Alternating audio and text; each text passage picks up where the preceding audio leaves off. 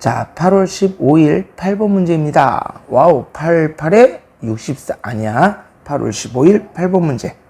야, 광복절인데 이날 태극기는 걸었는지 모르겠다. 어찌됐든 코로나 때문에 태극기도 다 잊고 그렇게 지나간 건 아닌가. 한번 그날을 한번 다시 돌아보면 좋을 것 같고. 자, 잔소리 하지 않고 문제 읽어볼게. 전체 집합 U가 1, 2, 3, 4, 5, 6, 7의 부분 집합 X 중에서 이 말 표현 선생님이 계속 강조하는데 이 말 표현 읽을 수 있어야 돼.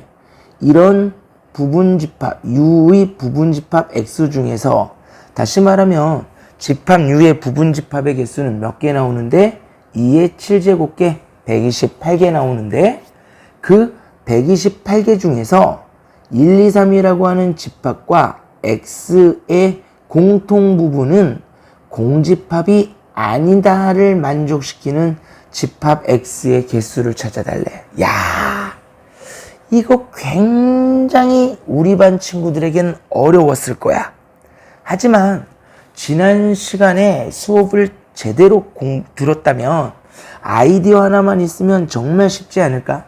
다시 1, 2, 3이라고 하는 집합과 X라고 하는 집합의 공통 부분이 공집합이 아니어야 된대.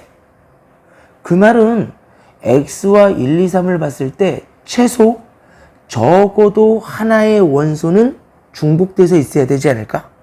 그래야 교집합의 결과가 공집합이 아니지 않을까? 좋아. 이것을 만족시키는 집합 X의 개수를 구해봐라. 항상 부분 집합의 개수와 관련된 문제는 경우의 수 문제라고 했어.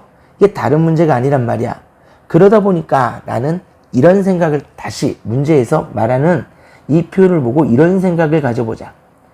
1, 2, 3이라고 하는 집합과 X라고 하는 집합의 공통 부분이 공집합이 아니다. 1, 2, 3과 X의 교집합이 공집합이 아니다. 어떻게 해석한다고? 집합 X에는요, 적어도 1, 2, 3 중 하나는 원소로 가지고 있어요. 원소로 가지고 있어야 돼요. 이 생각을 가져볼 수 있겠지. 이 문제를 이렇게 읽었는데 이런 생각이 안 들면 굉장히 어려워진다라는 거야. 다시 집합 X 안에는 원소로 1이나 2나 3 중 적어도 한 개는 원소로 있어야 된다라는 거야. 그래야 교집합의 결과가 공집합이 안 나온다라는 거야. 선생님, 그럼 너무 더 어렵잖아요. 1만 있을 수도 있잖아요. 가능하지. 2만 있을 수도 있잖아요. 가능하지. 3만 있을 수도 있잖아요. 가능하다고. 2라고 2만 겹칠 수도 있잖아요. 가능해. 되게 많지.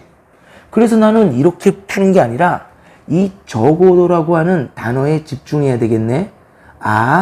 우리 경우의 수 풀 때 적어도라는 말이 나오면 적어도라고 하는 말이 나오면 어떻게 풀었습니다. 여사건을 이용해서 풀었었네. 여사건이라고 하는 건 다른 게 아니라 전체 수에서 뭘 빼버린다? 반대되는 경우의 수를 빼버린다라고 했다. 반대되는 경우의 수. 우리 수업 시간에도 분명 연습했었다. 그럼 이 상황에 반대되는 수는 뭘까? 반대되는 경우는 뭘까? X에는 적어도 1, 2, 3 중 하나는 원소로 있어야 된다. 거기에 반대되는 상황은? 그렇지. X에는 1과 2와 3 어떤 원소도 가지고 있지 않으면 되는 거겠네. 그럼 이제 답 나왔지. 어떻게 해요? 이렇게. 우리가 생각할 수 있는 전체 부분 집합의 개수, 즉 전체 개수는 몇 개? 전체 집합 U의 부분 집합의 개수인 거니까 2의 7제곱개 128개인 거고, 반대되는, 여러분들이 어려울까봐 자꾸 반대되는 이라고 하는데 그냥 원래대로 쓸게. 여사건의 경우의 수. 이게 반대되는 경우의 수라는 거야. 여사건의 경우의 수는 1도 안 가지고 있고 2도 없어야 되고 3도 없어야 된다. 즉 전체 집합에서 1 가지고 있으면 안 돼. 2 가지고 있으면 안 돼. 3 가지고 있으면 안 돼.